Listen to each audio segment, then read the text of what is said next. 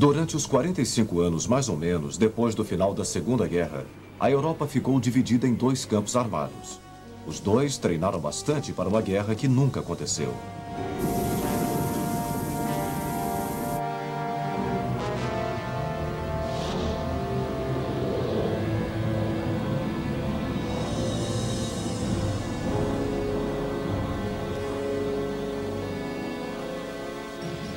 Como esta situação se instalou logo depois do final de 6 anos do devastador conflito mundial?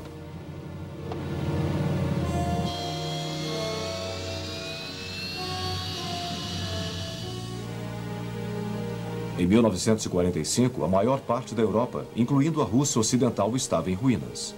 O norte da África estava tomado pelos escombros da guerra.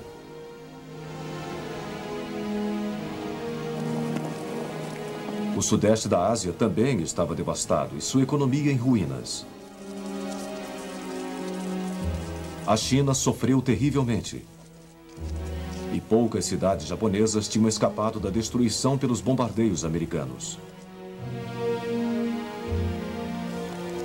Em todo lugar havia pessoas sem lar, pessoas morrendo de fome e pessoas que estavam física e mentalmente destruídas.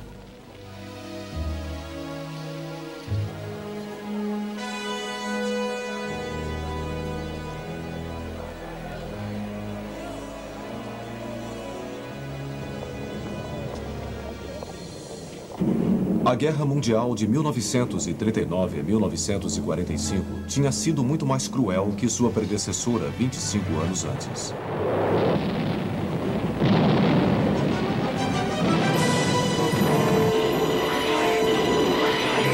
Dos aproximadamente 55 milhões que perderam suas vidas, 2/3 eram civis.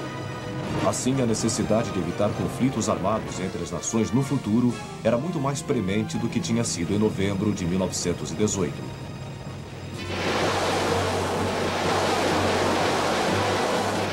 A Liga das Nações tinha sido incapaz de evitar a guerra na década de 30.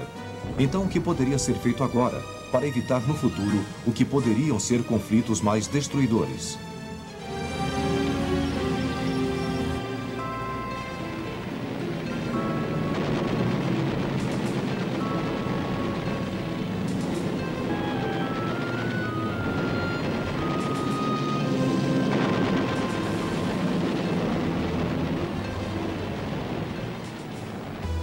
Quando o primeiro-ministro britânico Winston Churchill e o presidente americano Franklin Roosevelt tiveram um encontro histórico no Canadá em agosto de 41, eles formaram o Pacto do Atlântico.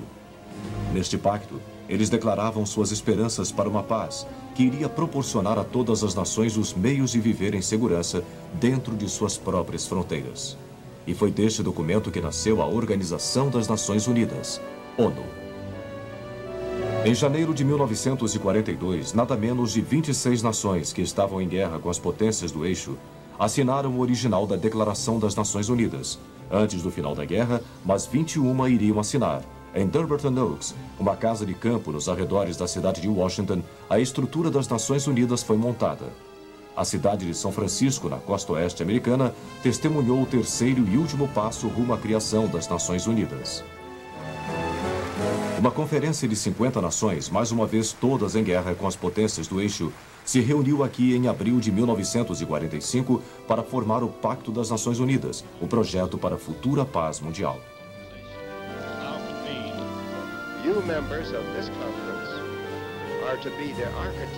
A Conferência de São Francisco foi aberta pelo presidente Harry Truman, e o próprio pacto se tornou efetivo em outubro de 45.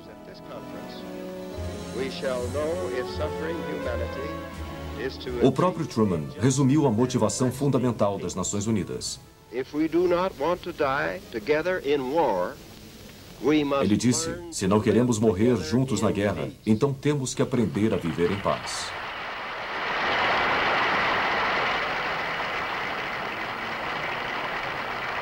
Um resultado da criação das Nações Unidas que começou em janeiro de 1942.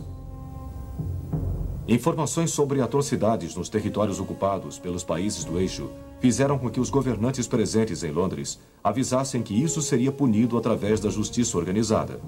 Isso foi feito pelas Nações Unidas, cuja Comissão para Crimes de Guerra se reuniu pela primeira vez em outubro de 1943.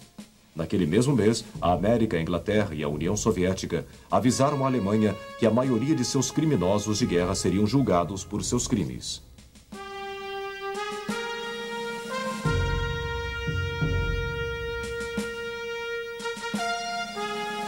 A última conferência dos aliados de guerra em Potsdam, nos arredores de Berlim, em julho de 45, confirmou a intenção de perseguir os criminosos de guerra.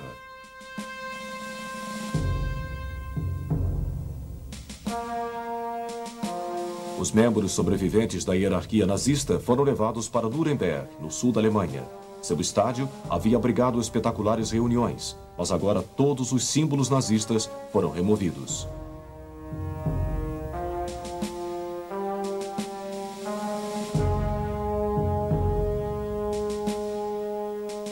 21 dos oficiais de Hitler foram julgados num tribunal militar internacional por crimes contra a paz, o que significava promover uma guerra de agressão, crimes contra a humanidade por encobrir atrocidades contra civis e crimes de guerra, que eram as violações das leis de guerra.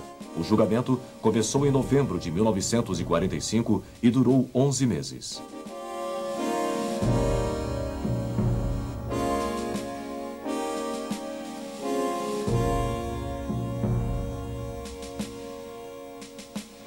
Três dos acusados foram inocentados, mas 10 se levantaram ao fim do julgamento para ouvir estas palavras. O tribunal os sentencia à morte por enforcamento. Um que escapou do nó do carrasco foi Hermann Göring, que havia sido auxiliar do Führer e também comandante em chefe da Luftwaffe. Enquanto aguardava a execução, ele conseguiu engolir uma pílula de cianureto que tinha sido passada às escondidas para ele. A prisão de Spandau, em Berlim, foi o destino do resto dos acusados. Aqui, eles eram guardados sucessivamente pelas tropas das forças de ocupação. A maior pena seria de Rudolf Hess, que tinha sido auxiliar de Hitler até ele ter ido para a Escócia em maio de 1941, numa bizarra tentativa de negociar os termos da paz com a Inglaterra. Ele nunca deixaria Spandau, morrendo no que alguns disseram ser circunstâncias misteriosas em 1987. Mas as nações individualmente também tinham seus próprios julgamentos para crimes de guerra. Em muitos casos, os acusados também eram sentenciados à morte.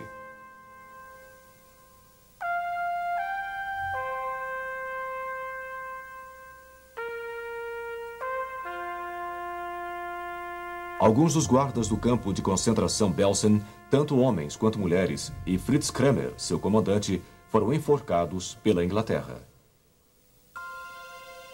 Aquelas nações que sofreram ocupação alemã também se vingaram de traidores e colaboradores.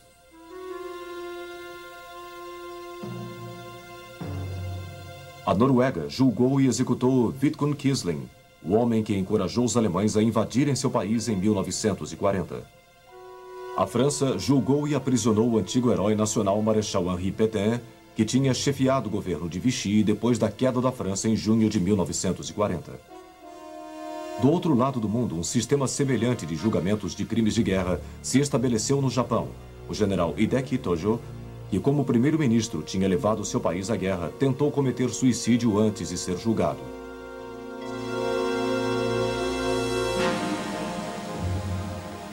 Ele foi salvo e tomou seu lugar na corte, acusado de crimes contra a paz. Ele também foi considerado culpado e enforcado, mas não antes de um estranho incidente na corte.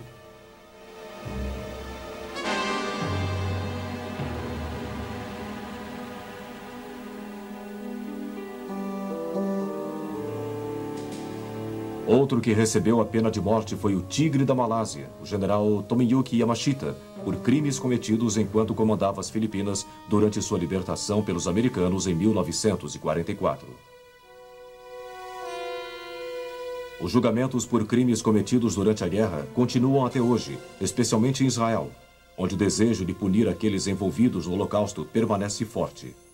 Adolf Eichmann foi sentenciado à morte em 1961. Klaus Barbie recebeu prisão perpétua na França, mais de 25 anos depois. Durante as investigações dos crimes de guerra na Europa, se tornou aparente que os russos estavam relutantes em revelar detalhes dos prisioneiros de guerra dos países do eixo que eles mantinham.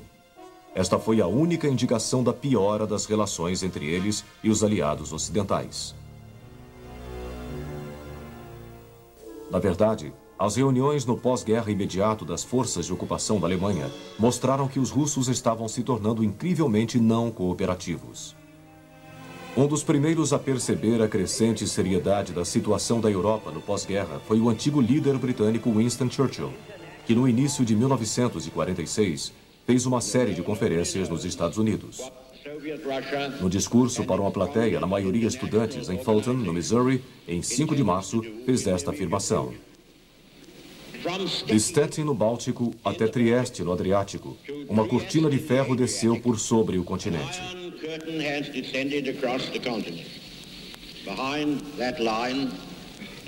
Cortina de ferro imediatamente se tornou parte da língua inglesa. Os aliados ocidentais perceberam muito cedo que a Alemanha tinha que ser reerguida, o que significava colocar a indústria para funcionar outra vez.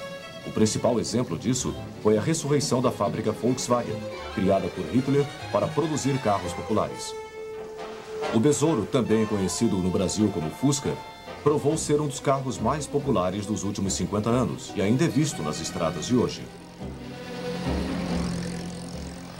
Os russos, por outro lado, saquearam sua zona na Alemanha.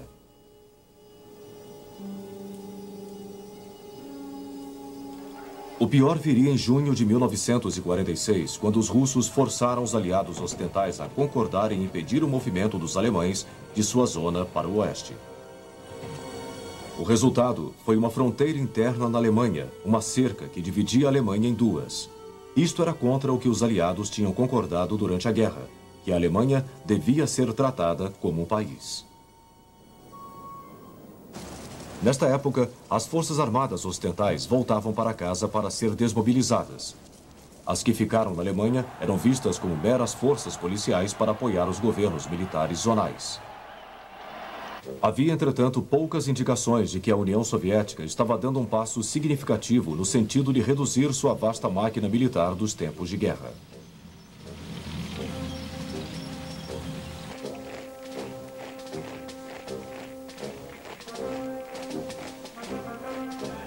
Havia também sinais de uma política soviética para expandir o comunismo dentro da Europa.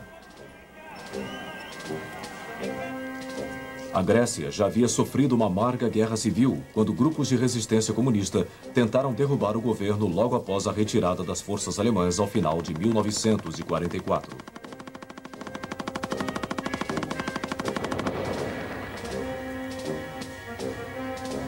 Forças inglesas tinham que ser rapidamente desviadas das lutas na Itália para ajudar a controlar os insurgentes. Na capital, Atenas, a luta era especialmente feroz.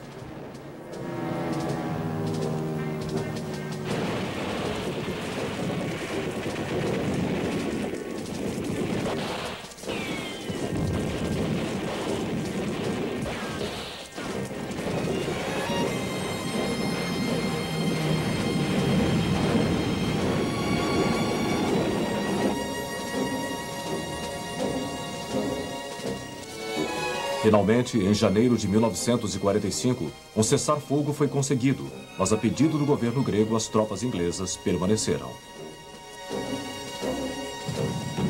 Em 1946, as guerrilhas comunistas no norte da Grécia começaram a ter sua presença sentida de novo e uma segunda guerra civil irrompeu.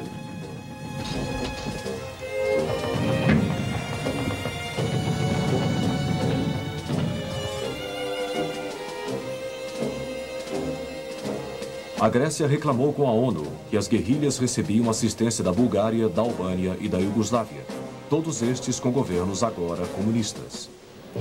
As Nações Unidas intercederam em favor da Grécia.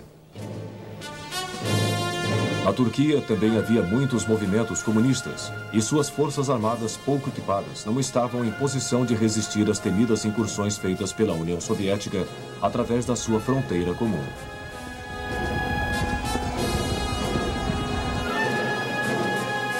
Ainda havia também o espinhoso problema de Trieste, que a Iugoslávia reclamara da Itália no fim da guerra.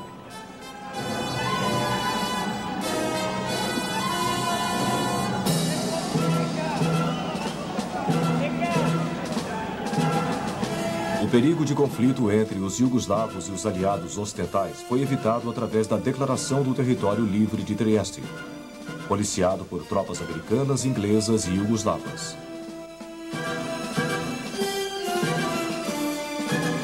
As nações do leste da Europa, que haviam sido todas libertadas pela Rússia, não tinham permissão de fazer eleições verdadeiramente democráticas durante os primeiros 2 anos de paz.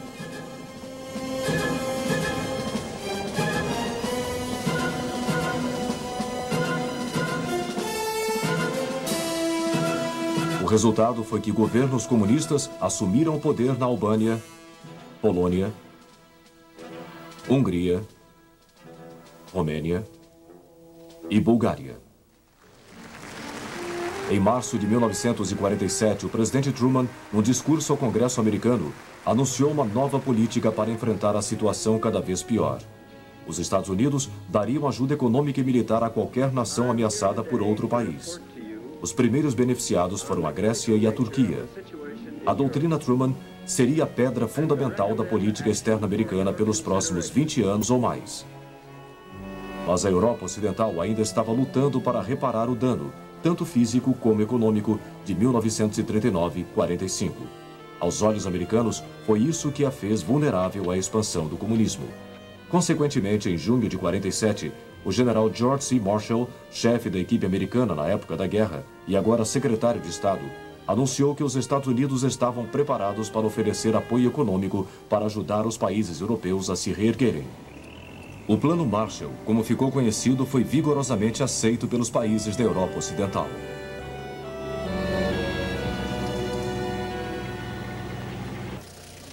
Estes países, especialmente a Tchecoslováquia, que ainda usufruía do governo democrático do presidente Edvard Benes, também estava disposta a tirar vantagem do Plano Marshall. Mas Stalin se recusou a permitir isso e, em setembro de 47, anunciou a formação de sua alternativa para o Plano Marshall, o Cominform.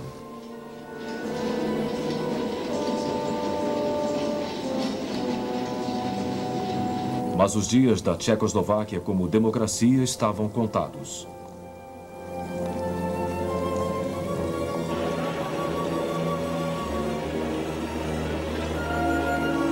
Em fevereiro de 1948, os comunistas, que tinham a menor parte no governo de coalizão, conseguiram poder total, prendendo políticos de outros partidos.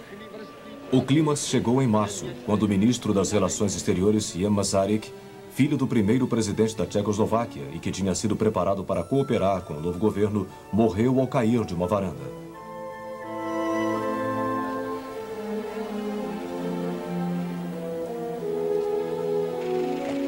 Os comunistas permitiram que ele tivesse um funeral com honras de chefe de Estado, porque ele tinha grande apoio popular, mas havia uma forte suspeita de que eles o assassinaram.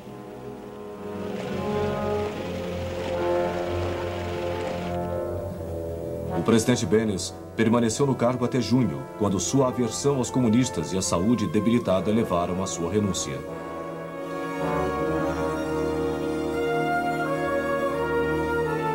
Com isso, o domínio de Stalin sobre a Europa Oriental estava completo. Stalin agora se voltava para Berlim, onde, sob a Declaração de Berlim de junho de 1945, os americanos, ingleses e franceses tinham zonas de ocupação na parte oeste da cidade. Isso trouxe a aprovação pelos aliados no tempo da guerra de que a Alemanha seria tratada como um país e teria sua capital finalmente devolvida. Em 24 de junho de 1948, os russos, sem avisar, fecharam todas as ligações terrestres, ferroviárias e fluviais das zonas aliadas na Alemanha Ocidental para Berlim.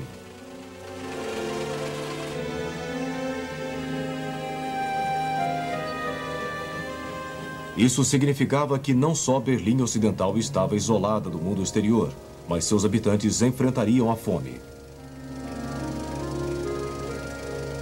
Os pedidos dos aliados ocidentais de que os russos reabrissem as ligações foram recusados, mas a força militar do Ocidente estava muito fraca para guerrear.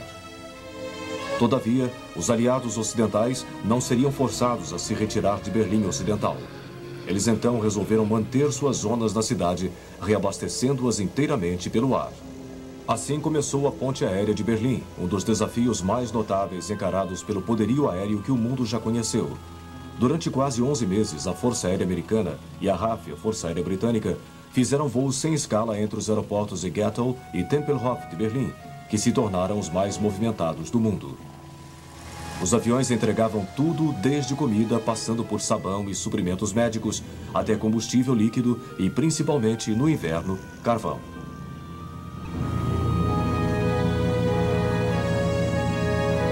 Os aviões que deixavam Berlim levavam os doentes para tratamento na Alemanha Ocidental.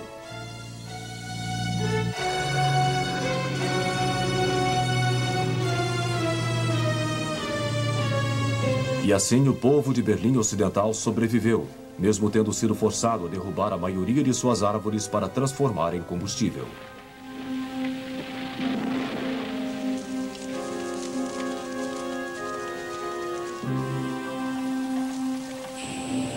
Finalmente, em 5 de maio de 1949, os russos que não acreditaram que a ponte aérea pudesse ser mantida, reconheceram sua derrota e reabriram as ligações terrestres do oeste com a cidade.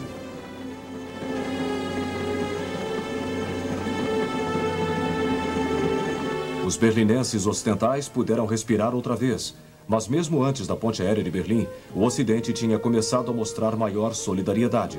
Em março de 48, as nações da Europa Ocidental tinham formado uma aliança política, econômica e militar através do Tratado de Bruxelas. 6 meses depois, a Organização de Defesa da Europa Ocidental estava sob as ordens do Marechal de Campo Montgomery, famoso comandante britânico da época da guerra. Mas a América também estava se rearmando, ou pelo menos tentando. No início de 1948, suas forças de terra, incluindo os Marines, tinham sido reduzidas a 600 mil homens. Truman queria quadruplicar este número, mas o Congresso só concordava com um recrutamento limitado, que nos próximos 2 anos receberia 300 mil homens. A verdade é que a maioria dos americanos acreditava que havia outras maneiras de garantir a segurança ocidental. Uma delas era através do poderio aéreo, especialmente os novos bombardeiros, como este possante B-36.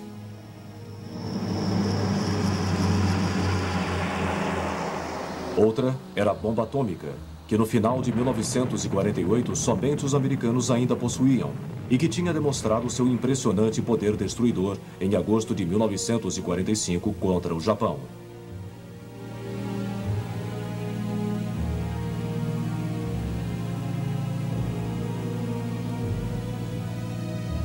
Não foi apenas a perda física que ela causou, mas queimaduras e doenças causadas pela radiação, e que os habitantes de Hiroshima e Nagasaki iriam sofrer nos anos seguintes.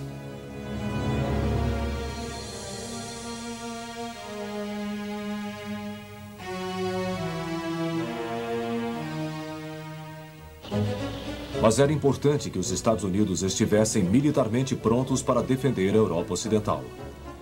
Consequentemente, uma nova organização de defesa teve início em abril de 1949.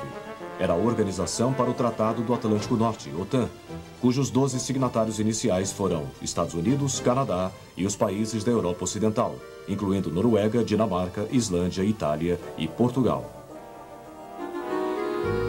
A reação soviética inicial à OTAN foi hostil, mas uma vez que o tratado tinha sido assinado, houve um leve descongelamento nas relações orientais e ocidentais, que se refletiu no fim do bloqueio a Berlim e a retirada do apoio externo aos comunistas na Grécia. Durante todos os anos imediatamente posteriores à guerra, os americanos continuaram a desenvolver armas nucleares. Para isso, eles fizeram um bom número de testes no Oceano Pacífico. Eles dividiram seu crescente conhecimento com os ingleses e os franceses, que também começaram a desenvolver estas armas. O poder explosivo dos testes aumentava. 5, 4, 3, 2, 1, fire!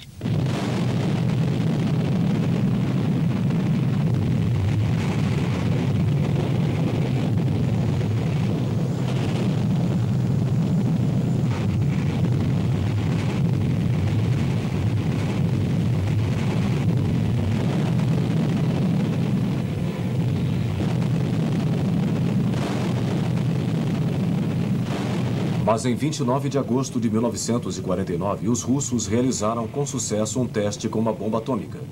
Isso significava que a Guerra Fria agora tomaria uma nova e assustadora dimensão. Os russos foram capazes de desenvolver a bomba atômica tão rapidamente depois de 1945 porque pessoas envolvidas no programa americano de armas nucleares cederam informações secretas, em parte pela crença de que o mundo seria mais estável se os dois lados tivessem a bomba. Espiões como os Rosenbergs da América, o inglês e desertor Ken Philby e o empresário Greville Wynne, aqui visto em seu julgamento em Moscou, tornaram-se uma parte importante da Guerra Fria. Na década de 70, trocas de espiões que haviam sido apanhados aconteciam regularmente em Berlim.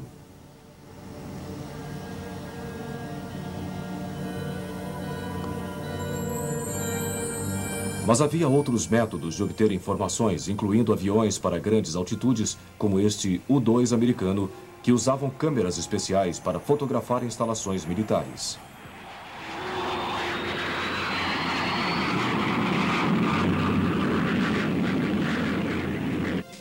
Em 1957, os russos lançaram ao espaço o primeiro satélite e na década de 70 estes começaram a suplantar os aviões espiões.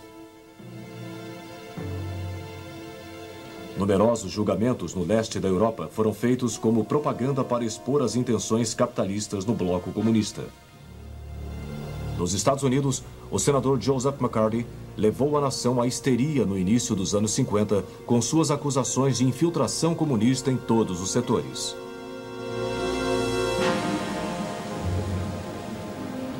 Nem mesmo Hollywood escapou com nomes familiares como Charles Chaplin sendo forçados a partir. As comunicações eram usadas para disseminar a versão de cada lado para os fatos do dia. A Rádio Moscou e a Voz da América competiam entre si para influenciar a opinião mundial, enquanto estações de monitoração tentavam identificar um sentido escondido atrás da propaganda. Enquanto isso, a corrida das armas nucleares estava se desenvolvendo. Em 1º de novembro de 1952, os Estados Unidos explodiram sua bomba de hidrogênio no atol de Eniwetok, no Pacífico.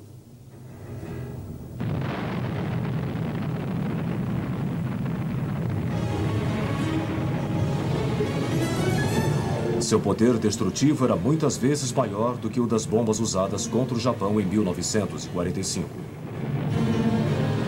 Mas o poderio militar convencional não era ignorado, com as forças militares soviéticas permanecendo fortes no leste da Europa.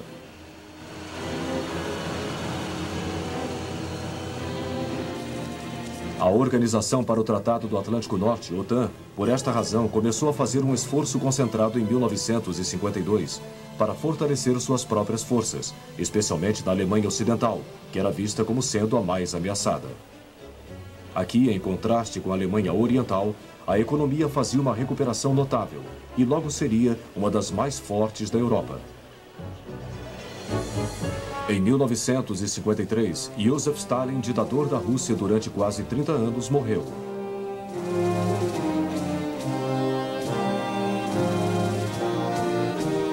Muitos russos ficaram desolados. Stalin foi sucedido por Nikita Khrushchev, mas as esperanças ocidentais de melhores relações foram destruídas por sua recusa em apoiar uma reunificação da Alemanha. Khrushchev temia que isso pudesse ameaçar a União Soviética, como em 1941. Em 1954, Khrushchev declarou a Alemanha Oriental um Estado independente. O veterano comunista Walter Ulbricht se tornou líder da República Democrática da Alemanha.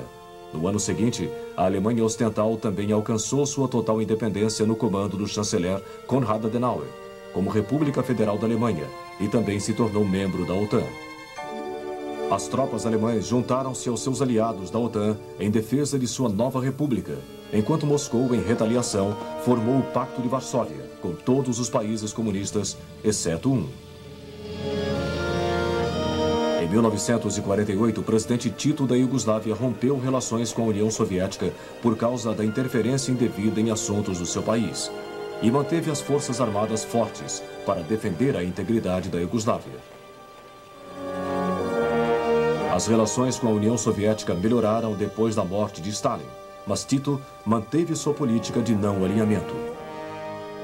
Mesmo assim, a criação do Pacto de Varsóvia formalizou os dois campos armados na Europa, com a OTAN agora fortalecida pela inclusão da Alemanha Ocidental, da Turquia e da Grécia, que se filiou em 1952. A fronteira interna da Alemanha, que agora consistia de cercas de arame farpado, campos minados e torres de vigia, permanecia como símbolo da Europa dividida.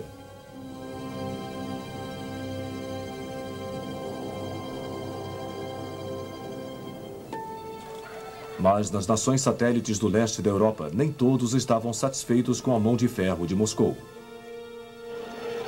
Na Hungria, os problemas iniciaram em 1956. Em 22 de outubro, sua capital, Budapeste, testemunhou um levante armado contra o governo stalinista.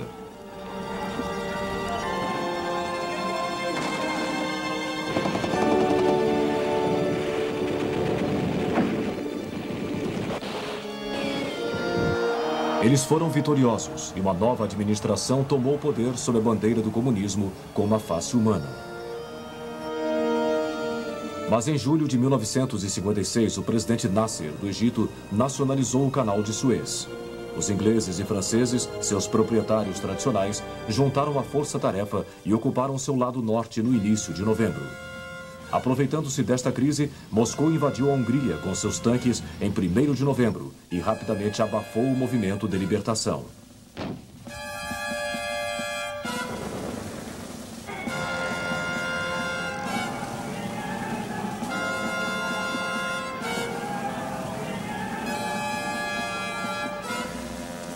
Muitos húngaros fugiram para o oeste e esforços para levantar a questão das Nações Unidas fracassaram frente ao veto da União Soviética.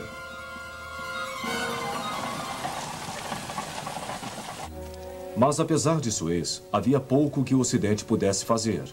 Por causa de sua inferioridade em guerra convencional, a política militar da OTAN baseava-se firmemente no poder nuclear em resposta a uma agressão soviética. Mas será que o problema da Hungria em 1956 valeria o risco de uma guerra nuclear? A aviação ainda era o meio principal para dirigir armas atômicas. Os modelos típicos do meio da década de 50 eram o novo B-52 americano e os bombardeiros V, ingleses Vulcan e Victor. Eles tinham a mesma aparência dos Tupolev Tu-20 da Rússia. Mas os dois lados estavam desenvolvendo foguetes de longo alcance, em parte graças aos projetos dos cientistas alemães do tempo da guerra que desenvolveram o foguete V1. Na verdade, seu líder Wernher von Braun, visto nestas imagens, trabalhava para os americanos. Armas atômicas de campo ou táticas também começaram a aparecer. Elas tinham a forma de foguete de curto alcance ou de projéteis nucleares disparados de canhões convencionais. As forças de terra da OTAN na Alemanha reconheceram a necessidade de mais veículos blindados, que oferecessem um grau de proteção contra explosões nucleares e que também possibilitassem a rápida concentração de tropas para fazer frente aos ataques do Pacto de Varsóvia. Os russos também dependiam bastante de tanques e de outros veículos armados.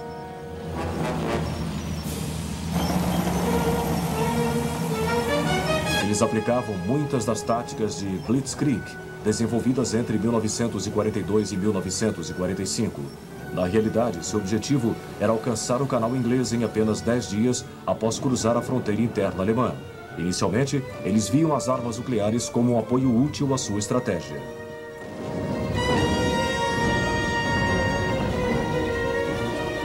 No final da década de 50, entretanto, com armas nucleares proliferando dos dois lados, os russos decidiram fazer uma investida nuclear inicial e depois simplesmente usar sua força convencional para tirar proveito.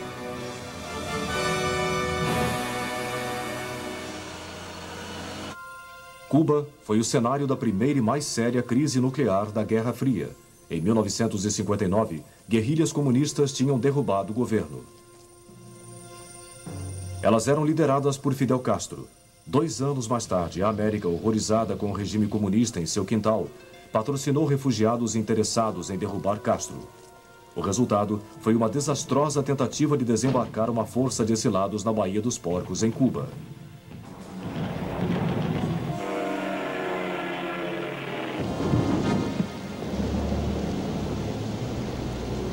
Moscou estava dando ao regime Castro uma crescente ajuda, especialmente com a artilharia. No outono de 1962, Khrushchev decidiu estabelecer uma base de foguetes nucleares em Cuba, mas o serviço secreto americano soube disso. O presidente americano John F. Kennedy agora divulgou um ultimato. Ele diria: intimo o presidente Khrushchev a suspender e eliminar esta ameaça irresponsável, clandestina e provocativa à paz mundial. O mundo reteve a respiração, temendo que a guerra nuclear estivesse bem perto. Mas Khrushchev rapidamente voltou atrás, percebendo que o armamento nuclear americano ainda era muito maior do que o seu, e os mísseis foram removidos. Cuba serviu para desmentir a política de Khrushchev, declarada em 1960 de coexistência pacífica com o Ocidente. Assim como um fato em Berlim, no dia 13 de agosto de 1961, quando os berlinenses acordaram e descobriram os guardas da fronteira da Alemanha Oriental, construindo um muro ao longo de sua fronteira com Berlim Ocidental. O livre acesso entre o lado oriental e o ocidental, que tinha conseguido sobreviver às tensões da Guerra Fria, agora não era mais possível. Muitos berlinenses orientais se aproveitaram disso para fugir para o lado ocidental.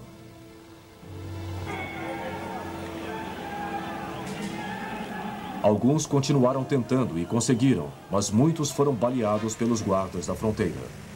O Muro de Berlim agora tomava o lugar da fronteira alemã interna, como o principal símbolo de uma Europa dividida, com as luzes e o frenesi de uma Berlim Ocidental de um lado e a palidez da Berlim Oriental comunista do outro. Os líderes das duas superpotências reconheceram isso. Khrushchev visitou o muro em janeiro de 1963 e Kennedy em junho. Em seu discurso ele disse: hoje no mundo livre, a afirmação mais orgulhosa é: eu sou berlinense.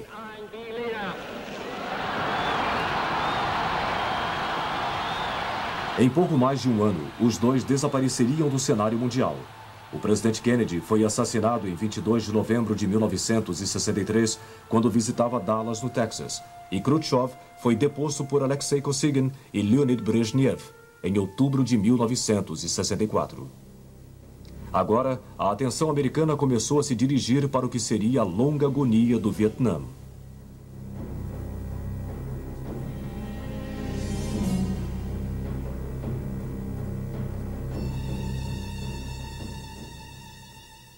Uma nova doutrina soviética começou a evoluir e foi colocada em prática em 1968.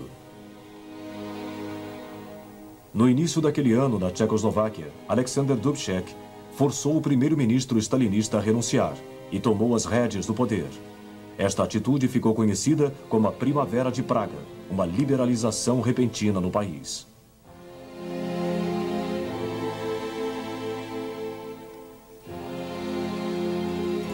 Esta nova política foi cultuada no Pacto de 68, que foi assinado por muitos tchecos.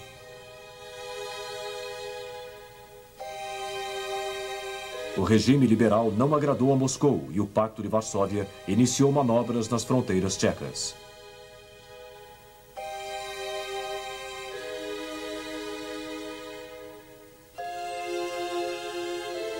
O primeiro-ministro soviético Kosygin visitou Praga, mas os tchecos se recusaram a suspender seu programa democrático. Temeroso de que esta liberalização pudesse se espalhar para outros estados do leste europeu, o premier soviético Brezhnev mandou tropas soviéticas alemãs orientais, polonesas, búlgaras e húngaras para a Tchecoslováquia em agosto. Diferente da Budapeste de 1956, não houve resistência militar e Dubček foi rapidamente deposto. Assim evoluiu a doutrina Brezhnev, em que uma ameaça a um dos membros do Pacto de Varsóvia era uma ameaça ao pacto inteiro. Mais uma vez, o Ocidente não se moveu. Assim como em 1956 ele estava preocupado com outra coisa, desta vez era uma onda de manifestações estudantis que varria todos os países. Mas ao final da década de 60, a política nuclear de ambos os lados tinha mudado fundamentalmente daquela mútua e assegurada destruição, ou MAD, louco em inglês. A OTAN desenvolveu a doutrina da resposta flexível. Isso significava que ao invés de apertar o botão nuclear, assim que as forças do Pacto de Varsóvia atacassem a Europa Ocidental, a resposta da OTAN seria gradual. Caso seus oponentes não recuassem, a resposta seria gradualmente endurecida até que cruzasse o limite nuclear. Isso significava que as forças convencionais teriam um papel mais significativo a desempenhar do que tinham até agora. Elas foram ajudadas por sistemas guiados de armas antitanques, como este SS-11 francês, o que significava que mais tanques podiam ser mantidos em reserva para conter os avanços do Pacto de Varsóvia. Mas os russos também estavam revendo seus conceitos sobre a primazia de armas nucleares nos campos de batalha europeus.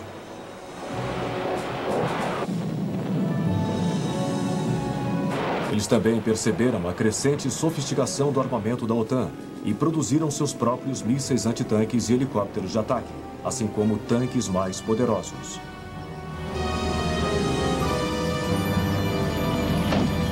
Mais uma vez, os russos voltaram ao seu tradicional conceito de alta velocidade ofensiva.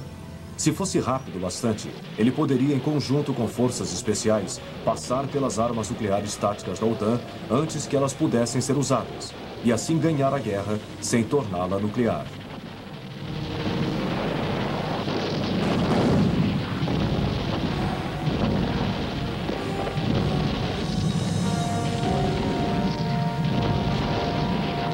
Para este fim, os russos desenvolveram o conceito de Grupo Operacional de Manobras. Esta era uma força toda de infantaria, apoiada por helicópteros de ataque, que poderia se infiltrar profundamente nas defesas da OTAN à frente do corpo principal de ataque e romper as cadeias de comando e controle, assim como dominar posições-chave.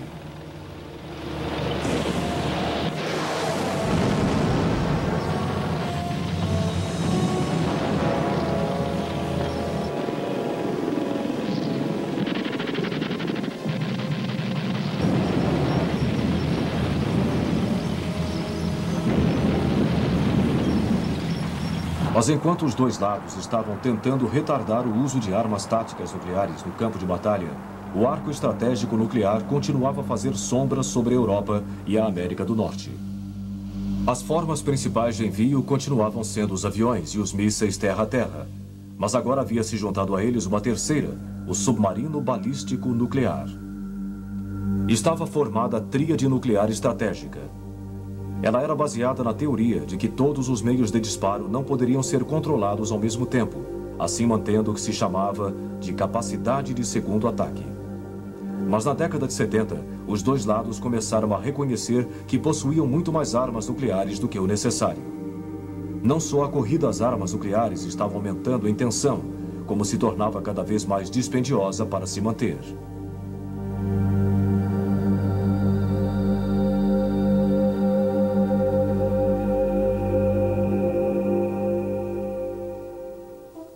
Assim iniciaram-se as conversações para a limitação das armas estratégicas, as chamadas reuniões SALT, que duraram toda a década de 70, com Brezhnev e o presidente americano Jimmy Carter atingindo um ponto de concordância. A década de 70 também presenciou outro passo soviético no aumento de seu poder militar. Tanto o bloco oriental como o ocidental permaneceram devotados a criar esferas de influência no terceiro mundo. O Oeste tinha uma grande vantagem nisso: o tamanho do seu poderio naval, especialmente o dos Estados Unidos.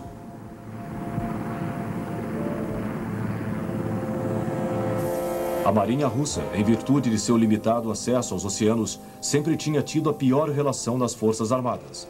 Mas sob a liderança do almirante Sergei Gorshkov, a Marinha Vermelha iniciou um maciço programa de expansão. Um grande número de navios modernos começou a aparecer e logo foram vistos em todos os oceanos do mundo. Os dois lados venderam armas aos países do terceiro mundo numa tentativa de ganhar influência.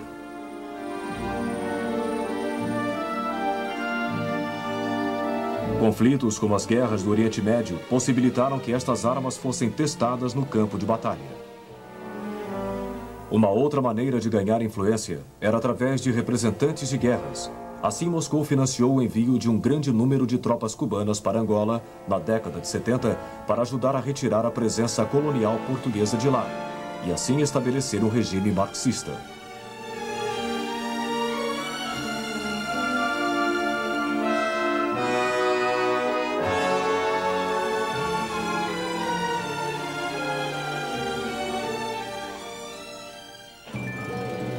Mas, no meio da década de 70, o apetite americano pelo terceiro mundo havia sido diminuído pela terrível experiência do Vietnã. A determinação em não se envolver em futuras e desastrosas aventuras no exterior resultou numa redução nos gastos militares. Em 1979, aconteceu o cerco à embaixada dos Estados Unidos em Teherã, capital do Irã, por militantes do novo regime islâmico fundamentalista. A falha em resgatá-los fez cair a confiança dos americanos. O outro acontecimento foi a repentina invasão soviética ao Afeganistão no final de 1979 e o reconhecimento de que o Ocidente estava impotente para tomar alguma iniciativa. Mas ao final dos anos 70, dois novos líderes ocidentais chegaram ao poder, o presidente Ronald Reagan e a primeira-ministra britânica Margaret Thatcher. Conscientes dos recentes avanços soviéticos, especialmente do novo teatro de armas nucleares, eles se dedicaram à modernização de suas armas, para mais uma vez atingir a superioridade nuclear em todos os níveis. O novo teatro de armas nucleares, o míssil Cruise, de voo a baixa altitude, e o foguete Pershing II foram desenvolvidos. Reagan também começou a desenvolver o altamente sofisticado projeto Guerra nas Estrelas, um sistema antimísseis nucleares balísticos. Reagan e Thatcher mostraram sua capacidade de usar a força. Os britânicos mandaram uma força-tarefa a 11 mil quilômetros de distância em 1982 para recuperar dos argentinos as Ilhas Falkland. Os americanos no ano seguinte foram para a ilha caribenha de Granada. As manobras da OTAN, altamente alardeadas na Alemanha, foram outro indicador deste novo e difícil cenário ocidental.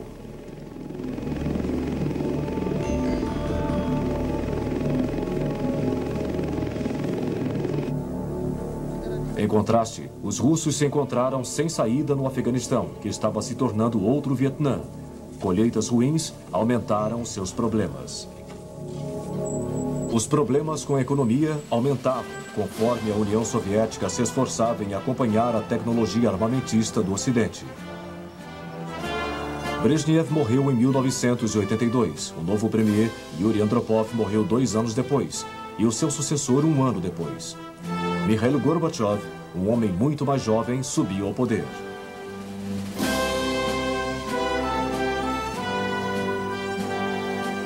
Gorbachev percebeu que os problemas da economia soviética e a crescente insatisfação no leste europeu significavam que o bloco oriental não poderia continuar mantendo a corrida armamentista. Numa série de reuniões com o presidente Reagan, Gorbachev chegou a um acordo na grande redução de armas, nucleares ou não.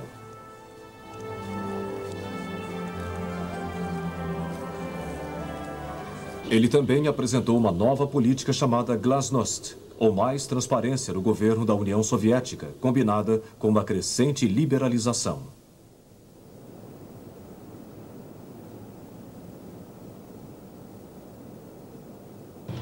Gorbachev também retirou as forças soviéticas do Afeganistão.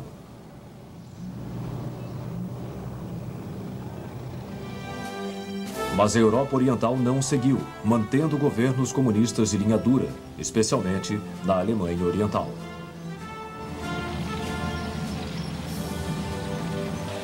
Mas suas populações tornaram-se crescentemente impacientes por reformas e a situação chegou ao auge em 1989.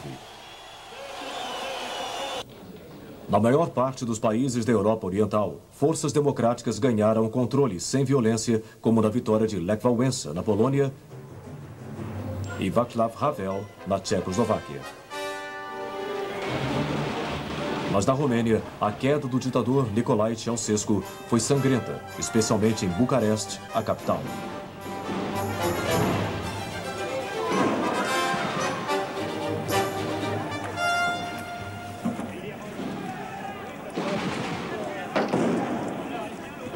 Na Alemanha Oriental, um crescente número de refugiados entrava na Alemanha Ocidental através da Hungria e da Áustria.